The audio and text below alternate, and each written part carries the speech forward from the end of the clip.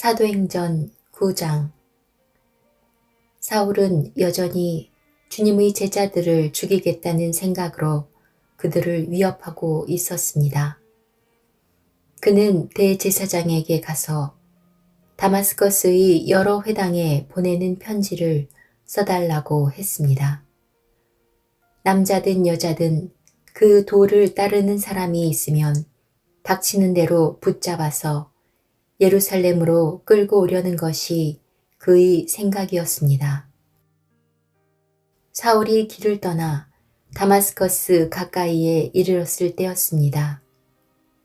갑자기 하늘로부터 밝은 빛이 사울을 둘러 비췄습니다.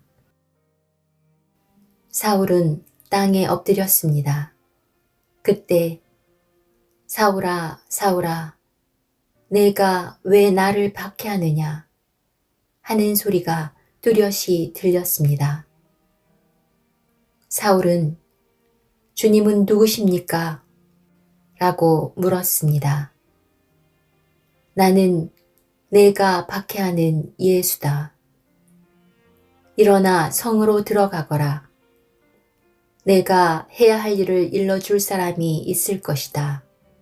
라는 목소리가 들렸습니다. 사울과 함께 길을 가던 사람들은 무슨 소리가 나는 것 같은데 아무것도 보이지 않으므로 깜짝 놀라 말도 못하고 가만히 서 있었습니다. 사울은 땅에서 일어나 눈을 떴으나 아무것도 볼 수 없었습니다. 그래서 사울과 함께 있던 사람들이 그의 손을 잡고 다마스커스로 데려갔습니다. 사울은 3일 동안 앞을 보지 못했으며 먹지도 마시지도 않았습니다.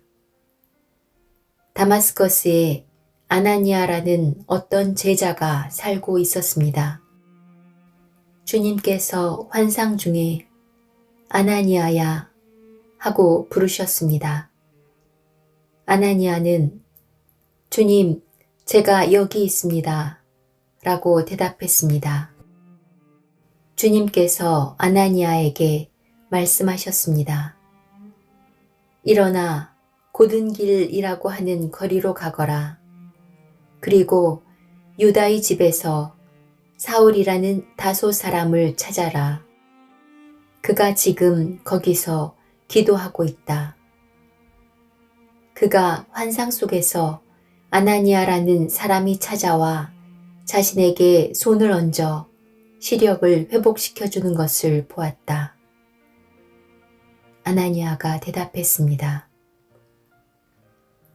주님, 제가 많은 사람들에게서 그 사람에 관한 소문을 들었는데 그가 예루살렘에 있는 주님의 성도들에게 많은 해를 입혔다고 합니다. 그리고 그 사람은 대제사장들에게서 주님의 이름을 믿는 모든 사람들을 잡아갈 수 있는 권한을 받아가지고 이곳에 왔다고 합니다. 그러나 주님께서 아나니아에게 말씀하셨습니다. 가거라. 그는 이방 사람들과 여러 왕들과 이스라엘 백성 앞에서 나의 이름을 전하도록 선택된 나의 도구이다. 그가 내 이름을 위해 얼마나 많은 고난을 당해야 할지를 내가 그에게 보여주겠다. 아나니아는 그곳을 떠나 사울이 있는 집으로 가서 사울에게 손을 얹고 말했습니다. 사울 형제여, 그대가 이리로 오는 길에 나타나셨던 주 예수님께서 나를 보내셨습니다. 예수님께서 나를 보내신 것은 그대의 시력을 다시 회복하고 성령으로 충만하게 하려는 것입니다. 그러자 곧 사울의 눈에서 비늘 같은 것이 떨어져 나가고 사울은 다시 보게 되었습니다. 사울은 일어나 세례를 받았습니다. 그는 음식을 먹고 기운을 되찾았습니다. 사울은 며칠 동안 다마스커스에 있는 제자들과 함께 지냈습니다. 그는 곧바로 회당에서 예수님은 하나님의 아들이다 라고 선포하기 시작했습니다. 사울의 설교를 들은 사람들은 놀라서 물었습니다. 이 사람은 예루살렘에서 예수님을 믿던 사람들을 닥치는 대로 죽이던 사람이 아닙니까? 그가 이곳에 온 것도 제자들을 붙잡아서 대제사장들에게 넘겨주려는 것이 아니었습니까? 그러나 사울은 더욱 힘을 얻어 예수님이 그리스도인 것을 증명하므로 다마스커스에 사는 유대인들은 당황스러워 했습니다. 여러 날이 지난 뒤 유대인들은 사울을 죽이기로 모의하였습니다. 그러나 사울은 그들의 계획을 알게 되었습니다. 그들은 사울을 죽이려고 밤낮으로 성문을 철저히 지켰습니다. 어느 날 밤 사울의 제자들이 광주리에 사울을 담아 성벽에 난 구멍을 통해 그를 성 밖으로 달아내렸습니다. 사울은 예루살렘으로 가서 그곳의 제자들과 어울리려 했으나 그들은 사울이 제자가 되었다는 사실을 믿지 못하고 모두 사울을 두려워했습니다. 하지만 바나바는 사울을 데리고 사도들에게로 갔습니다. 바나바는 사도들에게 사울이 길에서 주님을 본 것과 주님께서 사울에게 하신 말씀과 사울이 다마스커스에서 담대하게 예수님의 이름을 전한 일을 이야기해 주었습니다. 이렇게 해서 사울은 제자들과 함께 지내게 되었습니다. 그는 예루살렘을 자유롭게 다니면서 주 예수님의 이름을 담대하게 전했습니다. 사울은 그리스마를 하는 유대인들과 이야기도 하고 논쟁을 벌이기도 하였으나 그들은 사울을 죽이려고 했습니다. 형제들이 이 사실을 알고 사울을 가이사랴로 데려갔다가 다시 다소로 보냈습니다. 그러는 동안 유대와 갈릴리와 사마리아에 있는 교회들이 평화를 되찾았으며 터전을 든든하게 잡았습니다. 교회는 주님을 두려워하며 성령의 위로를 받아 믿는 사람들의 수가 점점 늘어났습니다.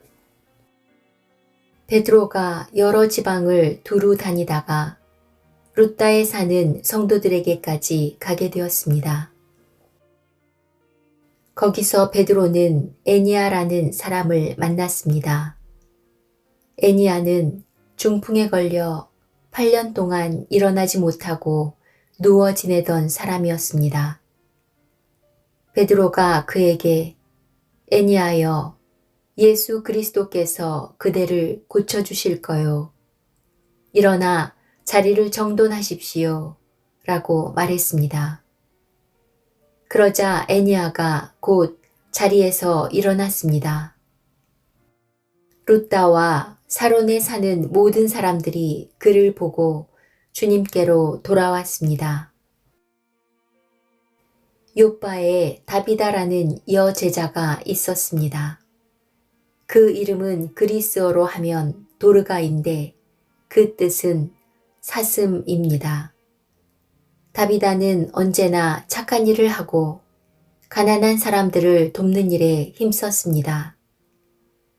베드로가 루따에 머물고 있는 동안 다비다가 병이 들어 죽고 말았습니다. 사람들은 다비다의 시신을 씻어 다락방에 두었습니다. 루따는 요빠에서 가까운 곳에 있습니다. 요빠에 사는 제자들이 베드로가 루다에 있다는 말을 듣고 두 사람을 베드로에게 보내어 속히 와 달라고 부탁을 했습니다. 베드로가 일어나 그들과 함께 요빠로 갔습니다. 베드로가 그곳에 이르자 사람들이 그를 다락방으로 안내했습니다. 과부들은 베드로의 곁에 서서 울며 도르가가 살아있을 때 만든 여러 옷가지들을 베드로에게 보여주었습니다. 베드로는 사람들을 모두 내보낸 뒤에 무릎을 꿇고 기도했습니다. 그리고 나서 시신을 향해 몸을 돌려 다비다여 일어나시오 라고 말했습니다. 그러자 다비다가 눈을 떠서 베드로를 보더니 일어나 앉았습니다. 베드로가 손을 내밀어 다비다를 일으키고 성도들과 과부들을 불러서 다비다가 살아난 것을 보여주었습니다. 이 소식이 요빠 전체에 알려지자 많은 사람이 주님을 믿었습니다. 베드로는 요빠에 있는 여러 날 동안 가죽 제품을 만드는 시몬의 집에서 묵었습니다.